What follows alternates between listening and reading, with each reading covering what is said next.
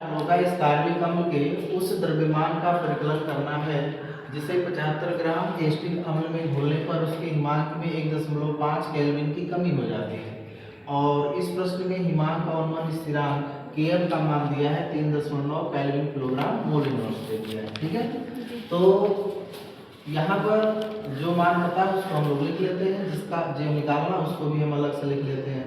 हमें इस कार्बनिक अम्ल जो विलेय है उसका द्रव्यमान ज्ञात करना है, यानी स्मॉल w ज्ञात करना है। ठीक है, विलायक का भार दिया गया है कितना 75 ग्राम और हिमांक अवनमन जो दिया गया है 1.5 केल्विन दे दिया है।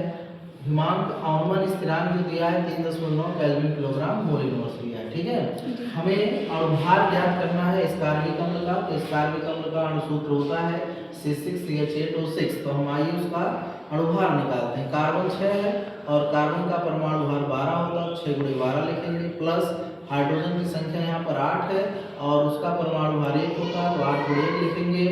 ऑक्सीजन की संख्या 6 है, उसका परमाणु भार कितना होता है 16, तो 16 से 6 में गुणा करके अब यहाँ देखेंगे 12 × 6 = 72, 8 × 8 हो गया और 16 × 6 = 96। इनको आप ऐड करेंगे 176 आ जाएगा, यानी इस कार्बनिक अम्ल का अणुभार इतना आ गया। ठीक है, फिर हम लोग क्या करेंगे, हिमांक अवनमन का क्या करेंगे, समीकरण अप्लाई करेंगे। तो हिमांक अवनमन डेल्टा TF बराबर होता है KF × स्मॉल w × 1000 बटे स्मॉल m × कैपिटल W।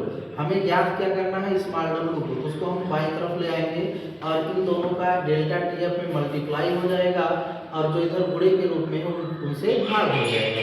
अब हम लोग क्या करेंगे, इनका मान रख लेंगे। ठीक है, तो आप देखेंगे डेल्टा TF का मान 1.5 है, स्मॉल m यानी इस कार्बनिक अम्ल का अणुभार जो दिया है कितना 176 है, विलायक का भार 75 है और यहाँ पर हिमांक अवनमन स्थिरांक 3.9 है और समीकरण में 1000 पहले से ही है। तो अब आप क्या करेंगे, दशमलव के बाद 1 दशमलव के बाद 1 हम दोनों में से दशमलव हटा देंगे, 15/39 से हो जाएगा 176 और 75/1000 हो जाएगा। ठीक है, अब हम लोग क्या करेंगे, यहाँ से काटना शुरू करेंगे।